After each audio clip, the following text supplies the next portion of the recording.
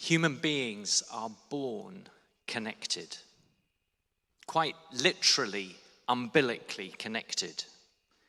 We're designed and made that way. We're designed and made for connection with the divine, with ourselves, with one another. It's a fact that lies at the very heart of who we are, and it's always been that way. In Matthew 22, Jesus is asked an incredibly important question. Teacher, which is the greatest commandment in the law? He's being asked what matters most in life. And his answer is as plain as day. Love the Lord your God with all your heart, and with all your soul, and with all your mind. This is the first and greatest commandment. And the second is like it. Love your neighbor as yourself. All the law and the prophets hang on these two commandments. What is it that matters most in this life? It is to love God, to love one another, and to love ourselves. Everything else is secondary. We are designed and made for connection. It's when disconnection happens that problems arise. There's so much going on in the world at the moment that's deeply troubling. And so much of what is wrong is the direct consequence of disconnection between and within families, communities, nations, between human beings and God. Today is Remembrance Sunday. And I suppose it might be said that war is the final desperate expression, the ultimate consequence of that loss of connection, of what happens when we allow ourselves to be defined by division. As we pause today to remember with deep gratitude the sacrifice and service of those who've gone before us, perhaps we might also take a moment to reflect on the devastation that results from disconnection. Because the truth is, we're in a mess. We are a nation divided between leave and remain, left and right, male and female, black and white, north and south, young and old, rich and poor, us and them. We're a world divided between East and West, between first and third, between free democracies and totalitarian regimes, between oligarchs and slaves. We've become disconnected from one another, and the distance between us seems to be growing with every passing day. This is how Brené Brown puts it. The world feels lonesome and heartbroken to me right now. We've sorted ourselves into factions based on our politics and ideology. We've turned away from one another and toward blame and rage. We're lonely and untethered and scared, so damn scared. But rather than coming together and sharing our experiences through song and story, we're screaming at one another from further and further away. Rather than dancing and praying together, we're running from one another. Rather than pitching wild and innovative new ideas that could potentially change everything, we're staying quiet and small in our bunkers and loud in our echo chambers. And all of this is happening in a technological age when supposedly we're better connected than ever before. But actually, the reverse is true. And we're in serious trouble. How on earth are we supposed to respond to it all? By losing heart? By giving up? By joining in the whole hate-filled shouting match? Or is something else required of us? Something completely different, something utterly countercultural, something that runs against the very tide of our times? Well, today's passage holds a possible answer to that question. Have a look at verse 18 of chapter 5. we have been given the ministry of reconciliation. The very thing that the world is crying out for right now is the very thing that we have been given. The ministry of reconciliation in a time of division. And I would venture to suggest that that reconciliation comes in three forms: with ourselves, with one another, and with God. And let me take each of those briefly in turn. Firstly, reconciliation with ourselves. I wonder if, like me, sometimes you struggle with yourself, with who you are and who you're supposed to be, with your place in the world, with whatever it is you're meant to be doing. I wonder if, like me, you sometimes struggle with your past, with mistakes that you've made and with the consequences of those mistakes. I wonder if, like me, you sometimes struggle with your future, with fear, with anxiety, with the loss of hope. I wonder whether, like me, in these deeply uncertain, unsettling times, you might begin to lose heart. Well, today's reading has something beautiful to say in response to my fears, in response to my loss of connection with who I am and why I'm here. Look at verse 17. If anyone is in Christ, they are a new creation. The old has gone, the new is here.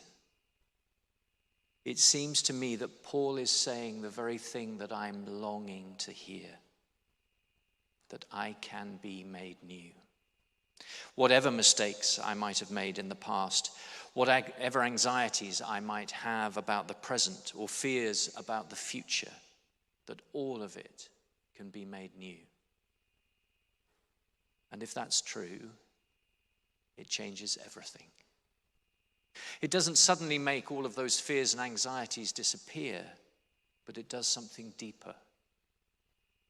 It offers me hope.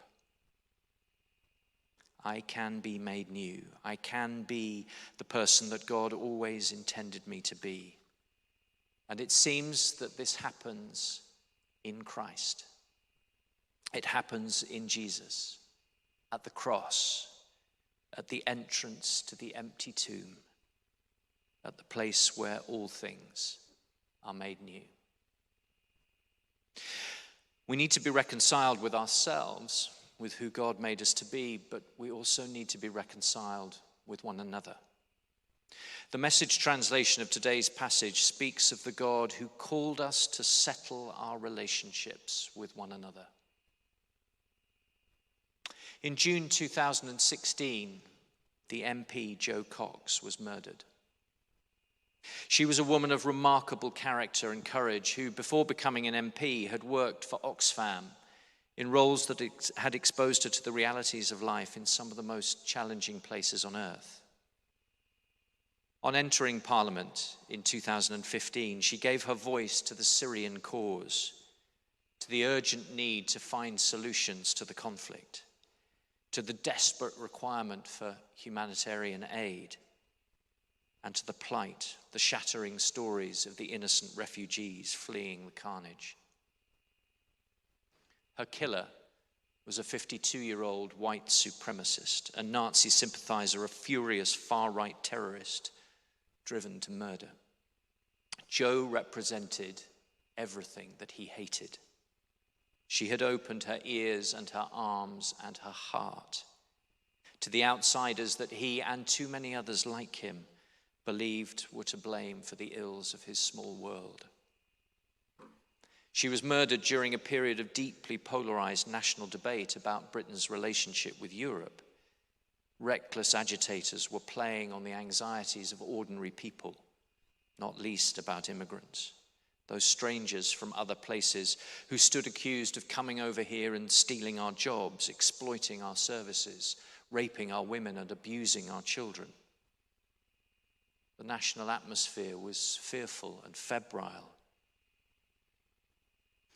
Newspapers wrote toxic stories, and politicians practiced half-truths and deceptions, all the while failing to acknowledge the overwhelmingly positive contributions of the hundreds of thousands of immigrants, doctors and nurses and engineers and teachers and all the rest who've enhanced and enriched our country in more ways than we could imagine.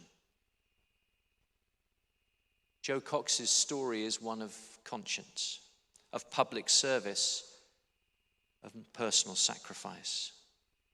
It's also a story of the consequences of disconnection, of division, of rage unchallenged and unchecked, of a man of violence possessing weapons and cause. But it's also a story of humanity and hope.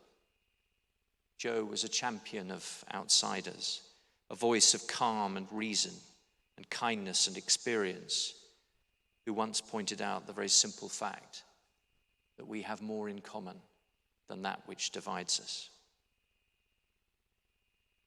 What can we learn from her story? So much. Not least that light is stronger than darkness, that hope is stronger than fear, that love is stronger than hate. And as we look at this desperate disconnection and division that we see in all the world around us, how are we to respond? And the answer is simple: with love. With love for the lost and the lonely, the addicted and the abandoned, the beaten and the broken. With love for those who see the world differently to us, who live their lives differently from us. With love for friend and enemy alike. Never with pointed finger, never with whispered judgment, never with some screwed up sense of religious pride. Simply with love. Martin Luther King had it right all along. Returning hate for hate only multiplies hate, adding even deeper darkness to a night already empty of stars. Darkness cannot drive out darkness. Only light can do that. And hatred cannot drive out hate. Only love can do that. But how is it possible? Sometimes it feels as though I need all my effort and energy just to keep my own head above water. How can I keep on loving when I feel as though I have no love left to give? Well, the answer's there in verse 14, where it says simply that Christ's love compels us. In the Message translation, it says, his love has the first and last word in everything we do. We love because he first loved us. Which brings us to the very heart of things. Because it seems to me that the first two kinds of reconciliation, with ourselves and with one another, are entirely dependent on the third kind, on reconciliation with God. Ultimately, so much of what is wrong with the world is the direct consequence of the disconnection that has appeared between us and God, between the maker and the made. The world is in the mess it's in precisely because we've turned our backs on him. And we would be in a whole heap of trouble were it not for the miracle of grace. Look at verse 18. All this is from God, who reconciled us to himself through Christ. The story of human history is the story of God's plan of reconciliation.